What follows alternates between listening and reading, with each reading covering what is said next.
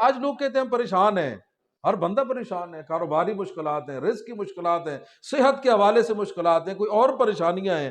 ذمہ داری سے یہ کہہ رہا ہوں، ہم بے وارث نہیں، اللہ نے ہمیں 14 دروازے عطا کیے ہوئے ہیں، لیکن ہمارے ایمان کمزور ہو گئے ہیں، ہمارے اعتقاد کمزور ہو گئے ہیں، ہم مادیت میں اتنا پڑ گئے ہیں کہ ہم مادی چیزوں کے علاوہ سوچنے کے لیے تیار نہیں ہیں۔ ہم یہ کہتے ہیں کہ دوائی نہ کریں گے تو شاید ہم ٹھیک نہیں ہوں گے۔ ذمہ داری سے عرض کر رہا ہوں، ایک حدیث کا مفہوم ہے کہ حضرت موسیٰ علیہ السلام کوہ طور پر کسی مرض کے سلسلے میں جب بات کی گئی تو اللہ نے فرمایا فلاں جو دوائی استعمال کریں گے تکلیف دور ہو جائے گی۔ کچھ عرصے بعد حضرت موسیٰ نے وہی دوائی استعمال کی لیکن اب ٹھیک نہ ہوئے، جا کر کہا میرا اللہ بتانے والا بھی تو خدا تھا، جی پوچھنے والا بھی میں تیرا کلیم تھا، دوا بھی وہی ہے، خدا بھی وہی ہے اور موسیٰ بھی وہی ہے، لیکن اس دفعہ آرام کیوں نہیں آیا؟ اب غور کیجئے گا، اللہ نے فرمایا موسیٰ پہلے میں خدا تھا پھر دوائی تھی، اس لیے اس کے اندر شفا تھی۔ موسیٰ اب پہلے دوا ہے پھر خدا ہے، شفا کہاں سے آئے گی؟ جی میرے دوستو بزرگوں، ہم مسلمان ہیں، ہم صاحبان ایمان و اسلام ہیں، ہمارا اعتقاد ہے کہ اللہ رب العزت نے جو لا ریب کتاب پہ ہمیں عطا کی ہے قرآن مجید کی شکل میں، وَنُنَزِّلُ مِنَ الْقُرْآنِ مَا هُوَ شِفَاء، یہ ایسی برکت والی کتاب ہے جتنا زیادہ پڑھتے جاؤ گے اللہ گناہ بھی معاف کرے گا، بیماریاں بھی دور کرتا چلا جائے گا۔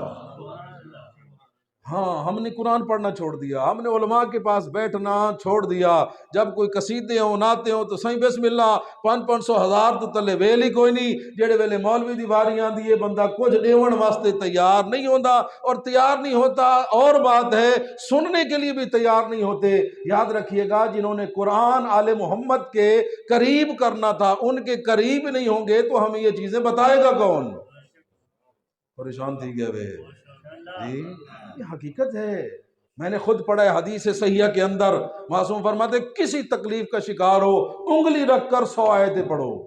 کتنی؟ انگلی رکھ کر گن کر، بسم اللہ الرحمن الرحیم، یاسین والقرآن الحکیم انک لمن المرسلین، زبان سے بھی پڑھنا ہے اور انگلی رکھ کر آپ نے 100 آیتیں پڑھنی ہے۔ ہمارے معصوم مولا فرماتے جب 100 آیتیں مکمل ہو جائیں وہی انگلی جو قرآن سے مس کر رہے تھے درد والی جگہ پر رکھ کر دعا کرو، اگر پتھر پر بھی رکھ کر دعا کرو گے اللہ پتھر کو بھی ٹکڑے ٹکڑے کر دے گا۔ اگر خدا پتھر کو ٹکڑے کر سکتا ہے ہماری بیماری دور نہیں ہو سکتی؟ پریشان نہ تھے وے پیسہ والی مثال میں اپنے واسطے نہیں عمومی طور دے آکھیے، بابا سے بلند صلوات پڑھ دے، اللہم صلی علی محمد وآل محمد۔ ایسے ہے یہ نہیں جو سر لگائے تو پیسے پیسے ہیں، جو قرآن سنائے تو اس کے لیے ہم خاموش ہو جاتے ہیں۔ یاد رکھیے گا جس چیز کا جتنا احترام کریں گے خدا آپ کو اتنا اجر عطا کرے گا۔ اور اسی لیے ایک میسج بھی نیٹ پر گردش کر رہا ہے کہ جب کسی گویے کو گانے والے کو ایک رات میں لاکھوں روپے دیں گے اور مسجد کے مولوی کو مہینے میں 10-15 ہزار دیتے ہوئے بھی پورا محلہ کانپتا ہے تو پھر اس قوم میں عالم نہیں، اس قوم میں میراثی پیدا ہوں گے۔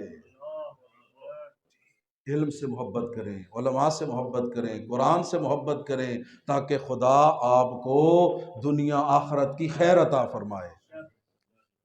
تو جو فرما رہے ہیں آپ حضرات، اللہ رب العزت نے اپنی لاریب کتاب، یہ نظام، یہ سسٹم ہمیں عطا کرنے کے لیے بنایا ہے۔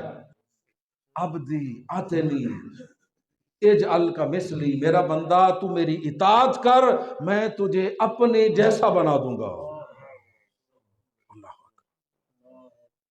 پھر غور فرمائیں میرے بندے میری اطاعت کر میں تجھے اپنے جیسا بنا دوں گا۔ پوچھا گیا وہ تو بے مثل ہے، وہ تو علی کل شیء قدیر ہے، ہم اس جیسے کیسے بن سکتے ہیں؟ حدیثوں میں تشریح یہ ہوئی وہ کون کہتا ہے چیز ہو جاتی ہے جب تم اس کے مخلص بندے بن جاؤ گے، جو مانگتے جاؤ گے غیر کے سامنے جھکنے کی ضرورت نہیں پڑے گی، اللہ خود عطا کرتا چلا جائے گا۔ ہم نے غلط رستہ اور غلط ٹرین پکڑی ہوئی ہے، اس وجہ سے ہماری مشکلیں ختم ہونے کا نام ہو